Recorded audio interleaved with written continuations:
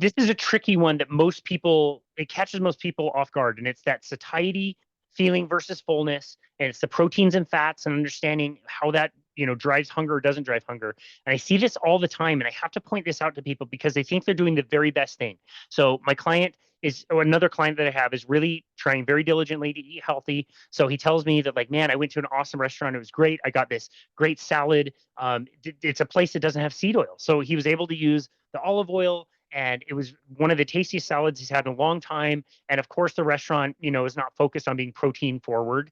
That's the most expensive food for them. So it's not like they're putting tons of whatever protein I had. I think he had chicken. And so he ate that meal, and it was like an hour and a half, 2 hours later, he's kicking himself because he's starting to snack, and he's snacking on the crap that he knows he's trying to not snack on. And he's like, Yeah. I did it again. I can't believe, like, I know I had this goal and whatever, and I'm trying to do good, and I get to this point in my day, and I'm not doing it, and I don't know what's going on.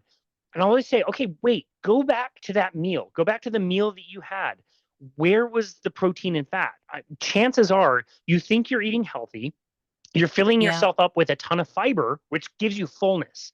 And you think, like, wow, I'm going to stop. If I had that salad, I would eat it. And I wouldn't eat it because I'm carnivore. But if I were to Yeah. eat it, it would fill up my stomach to the point that I wouldn't want to eat. But I would be devastatingly hungry a few hours later. And I wouldn't want another salad at that point. I would want candy and chips and whatever kind of Yeah. crap I could dig out. And a lot of people don't realize that sometimes what you think is the healthy meal is causing the bounce back and the cravings for other stuff. So can you reiterate the importance of, like, really truly getting fully satiated on fats and proteins? Yeah, it's really important because we have to know what drives us to eat, you know? And those things like that that keep us, those foods that keep us hungry later are not the right ones to fill us up with. You might need to add more fat to your meal actually, and we'll tell you to eat more. It's, restricting's not going to help you in any way. You need to eat more of the healthy foods, the whole foods, to keep you full and satiated. Um, you know, Insulin is a fat storage hormone, and if you're making your insulin go up, you're just going to be hungry all the time. You're always going to be burning that instead of getting into your fat stores. So, um, Yeah, that's a really good point. I didn't love really answer that question the way I wanted to. no, that's great. I love the way that Dr. Ben Bickman always reiterates the statement that always seems true. Hunger always wins. Hunger It always does. Yeah. always wins. Yes, it does. If you're hungry, I don't care what your willpower was, it's going to break down. You might be able to handle it on January 1st or the first Monday in January when you start your diet, but it's going to break down. Hunger always wins.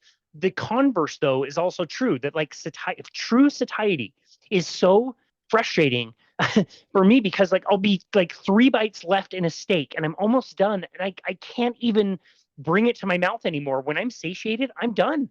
And it Yeah, sucks because I either have to feed the dog or get out a container and have more dishes to watch and save it for tomorrow. But it's so true that, like, hunger will always win, but satiety will stop you from eating. You cannot eat one more bite when you're satiated. I know. And if it's crap food, you can just keep going and keep going. Totally. Yeah. Yeah, totally. If anybody has had a tortilla chip in their life, they understand that you don't eat just one tortilla chip. You're going to reach the bottom of the bag before you know it. And the Yeah, cool part about absolutely. the cool part about satiety is kind of what you mentioned before. The reason why we don't start with fasting is because it's going to be very difficult for people who are having that up and down blood sugar they're describing, or having all the Yeah. insulin, but being very satiated. It's just this whole different thing. And I think you and I both kind of associate more with, like, sugar addiction, food addiction, and we're better being abstainers.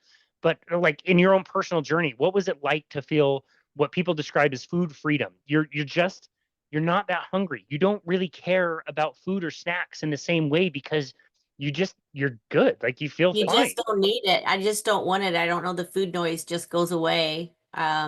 It's magical. I You know, challenge anyone to try to, to eat a carnivore lifestyle if they can for 30 days, just to see what happens, see how you feel. Um, I don't know. It's healed my body, and I was able to eliminate over 20 medications and an insulin pump eating this way. So I really believe in it. I believe in it a lot. Yeah. And and the most powerful way to change uh your brain chemistry is through food. Yep. Because that's where Exactly. the brain chemicals come from. Yep. So People are using so much willpower in already in their day-to-day lives with their work and their family and everything else. And I think just having that food freedom is so important. And I didn't even think about this when we started the episode, but today, January 1st, is the first day of World Carnivore Month. So good timing. oh, Um, hey, really, really good timing. there Yeah. you go. Yeah. And And I so think go ahead. abstinence really kind of gives you the clarity to do the work, Yeah. to do the work you need to heal. Yep. I agree. So, Yeah, yeah. I agree. When somebody is transitioning to wherever they land, as far as like if somebody wants to do a strict carnivore diet for January, or even if they just want to push harder into like animal-based foods and like really make that their focus, I don't get too nitpicky about where people call carnivore. I like the definition of a carnivore in nature eats about 75% or more of their calories from animal products, and that way we don't get too nitpicky about who's not a carnivore because they had Yeah. spices or an avocado or all that ridiculousness. I do Yeah. recommend I do recommend that most people really should have a time, maybe 30 days, 90 days, whatever it is, where they are more strict on carnivore just to see what the benefits are and just to see what plant foods are causing them harm that they didn't really think of. But yeah, do you have any tips and tricks on somebody who wanted to push towards a carnivore diet as far as like practical stuff, making things easy? You mentioned meal prep. Like, are there any things that you have found that make the carnivore diet very easy for you to be adjacent to at the very least? Well, I started out, low carb, high fat, and then I transitioned into carnivore, and that's where the real healing began. And I do still have an occasional avocado and stuff like that, and I do have some cheese every now and then.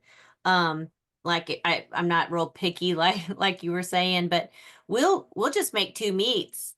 We'll have the grill. We grill almost every night. You can put a steak on there. You can put a hamburger patty on there. You can put salmon.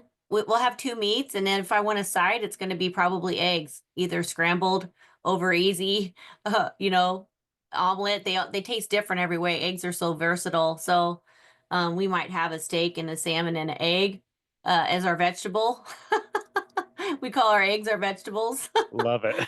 Uh, but and sometimes maybe there's not a lot of fat in the meat that we're, and I might fat fortify, but I won't like fat load. So like I might put a pat of butter on there to, uh, over the meat.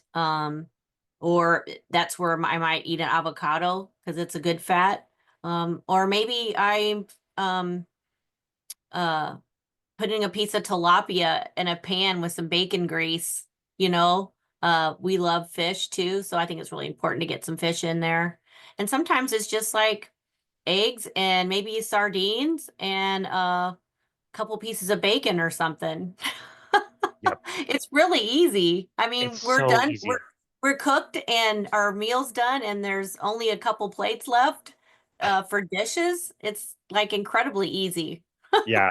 I just listened to a podcast with Nina Teichels, and the host was asking her, like, do you do organ meats? How do you think about grass fed, grass finished? And, how do you do your meal prep? How do you make sure you get all the nutrients you need? And her answer was probably about as honest as most of us could be if we were to answer that honestly, too. It's like, she was like, well, I just, like, I'd like to keep it simple. I don't really overthink it. And it's Yeah, really easy. Maybe I'm just lazy.